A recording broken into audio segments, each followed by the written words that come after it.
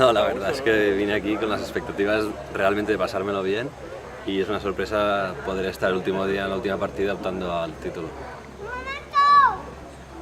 ¿Cómo te encuentras de juego? ¿Cómo te ves en competición? Porque tú la has dejado un poquito de lado este año. Sí, la verdad es que estoy un poco irregular de tía green, fallando muchos drives, pero tengo la suerte de que estoy fallando por el lado bueno.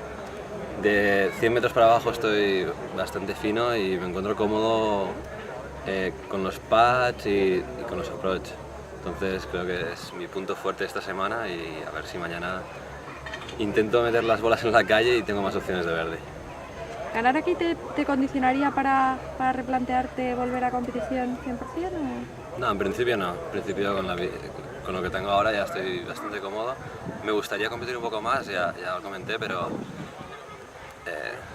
el Alps Tour, que sería la única opción que podría competir, es una opción que no me gusta demasiado.